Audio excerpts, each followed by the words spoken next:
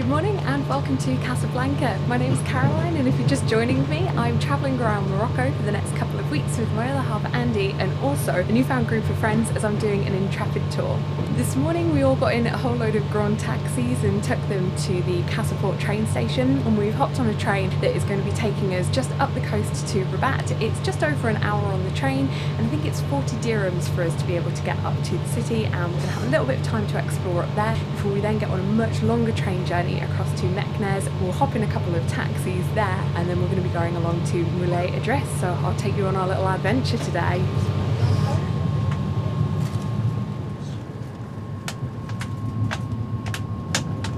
This particular train service is a more typical commuter service. I think a lot of people who live in Casablanca might commute up to Rabat and vice versa, and so it is deadly quiet in here, which is why I'm practically whispering. But one of the really cool things about this train is that it's a double-decker, and usually I'm used to only getting to experience those when I go over onto the mainland of Europe, but it turns out they've also got them in North Africa. I haven't really been able to give much of a tour just because it is that commuter service and it's quite busy. We didn't get any specific seats on this particular service, but this afternoon when we go across to Meknes, my understanding is we get specific seats. We are now rolling into the train station, so I'll get off and show you guys around a little bit of Rabat.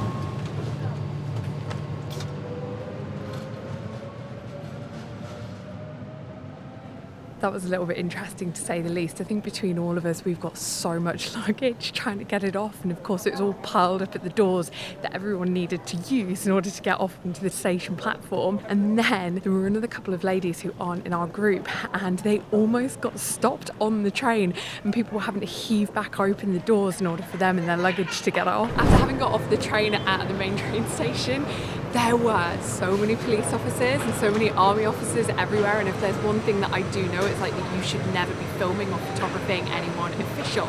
So we've taken a walk down one of like the main boulevards following a self-guided tour that we've been given by our tour guide. But we are off-piste ever so slightly because we've just spotted that there's a central market here, and I do really love nosing around these markets in places like Morocco.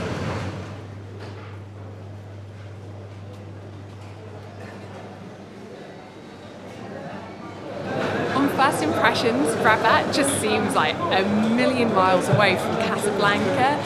The markets that we were wandering around yesterday just seemed to have a lot of wild animals that were still running around, like loads and loads of chickens, whereas I feel like this market is kind of like a halfway in between what we were experiencing in Casablanca and what we would have at home. But one of the things that I've definitely picked up on is that they're a lot more, I guess, like raw and ready with the butchery parts of, I suppose, selling meat.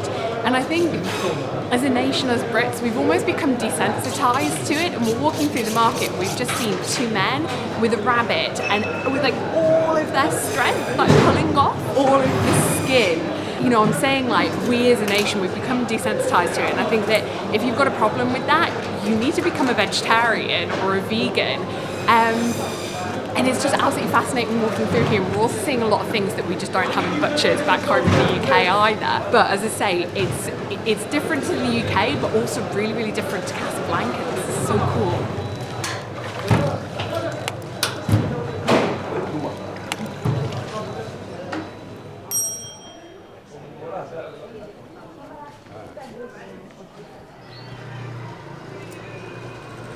We've now come into the Medina part, and just to try and keep our sugar levels up a little bit, making sure that we're having plenty of fruit and veg, because what we're finding is that at breakfast times there is an awful lot of bread and we're not getting an awful lot of fruit and veg at the moment. We've just stopped off at one of the stalls, picked up a couple of bananas for I think 5 dirhams. We've also picked up a really large bottle of water, because for us this heat is quite intense and we're just kind of taking it all in. I was surprised actually I went for the banana over the dates, because the dates seem to be everywhere and they're so expensive in the UK. I think they're pretty cheap here, so maybe today is banana, tomorrow is going to be dates.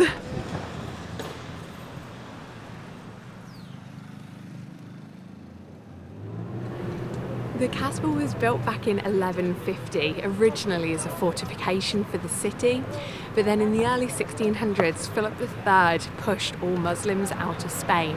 Many of the refugees came here and sought housing within and around the Kasbah.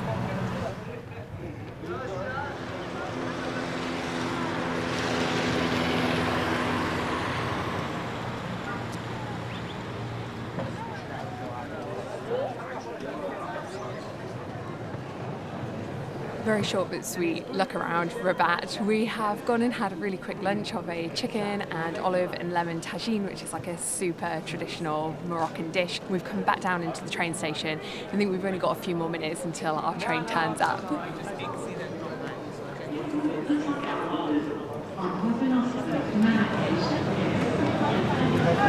The train that we've got on ended up turning up 20 minutes delayed, and then what happened was when we were at the train station, because we were taking so long to get on as a really big group with loads and loads of luggage, the train driver was like whistling as if to be like, come on, get on, because I want to go, because we're already delayed enough as it is. We've got onto the train, and even though we do have assigned seats, unfortunately loads of people have gone and sat in our seats, and of course because we don't really know the language, we've been reliant on our guide. So he's squeezed past. I think he's kicked a whole load of people out of our cabins, but then some locals have just squeezed past us, and I've got a nasty suspicion they're going to go down this corridor that is heaving at the moment. I reckon they're going to steal our seats. Oh, thank you very much, I'm being told welcome.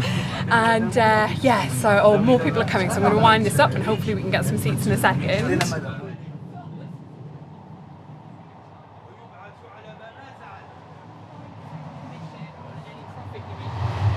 We've managed to get seated on the train without too much of an issue because our wonderful guide was able to very politely move people along. We've actually managed to get into an 8-seater compartment, so the other 6 people who are with us are our fellow Intrepid passengers, which has been quite nice. I think a little bit like the train that we got from Marrakesh up to Casablanca, it wouldn't surprise me if someone in one of the train vestibules at the end of the carriages has probably got a door wide open because the air conditioning isn't working too well. We're all kind of getting just a little bit hot in here. A lot of pistachios.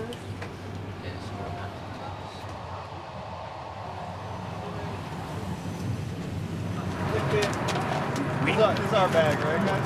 Someone's bag. Got it, thank you. In my backpack? Eric, have you just stolen someone's bag? It was in our cart. Oh, this is ours, yes? No.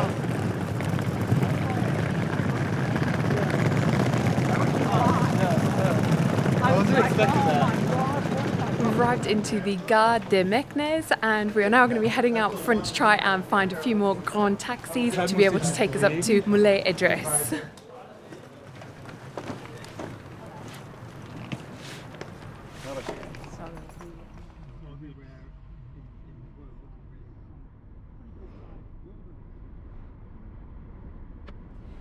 A quick 40-minute Grande Taxi ride later through gorgeous countryside, just as the sun's starting to get into gold now. We've now arrived at Moulay Idriss. We've been dropped off almost at the entrance of the town, and all of our bags are now getting loaded up onto a few mules, so that as we walk up through the streets that are actually all paved for pedestrians and cars can't drive up them, instead of having to lug all of our suitcases and backpacks, the mules just do it for us.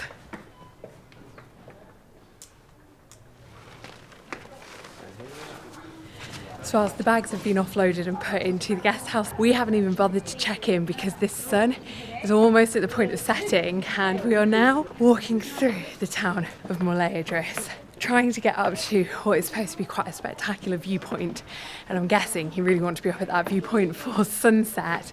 But my goodness, this town is very much set up on a hill, and when we're trying to absolutely bucket to this viewpoint up a hill, it's taken it out of me when I wasn't even expecting it. Oh wow, perfect time. Yeah.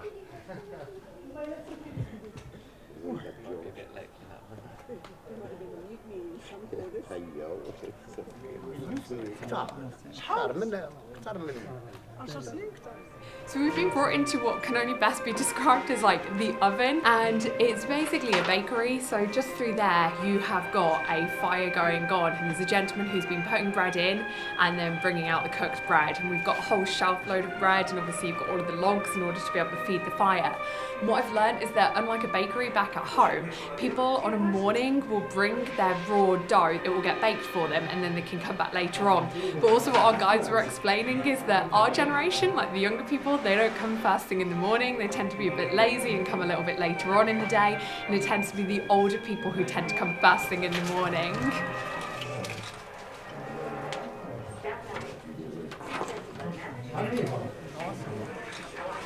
Have a little bit. This is lobster. Off of this square, there's an archway that takes you to both the mosque and also the shrine of Moulay Idriss. A lot of Muslims will come here, and there is a wooden beam across the entrance to it. And in order to be able to get into the mosque, you've got to duck underneath it, which causes a person to bow almost like out of a sign of respect. And the second that you pass underneath that, you are then starting your pilgrimage. Obviously, I'm not allowed in there because I myself am not Muslim, and it's only open to people of the Muslim faith. But it's very cool to be in a place that is as holy as this, and also it's a place that up until recently, unless you were Muslim, you weren't allowed to stay overnight here. So I'm feeling very fortunate that things have changed, and as a non-Muslim, I am actually allowed to stay over in a guest house here now.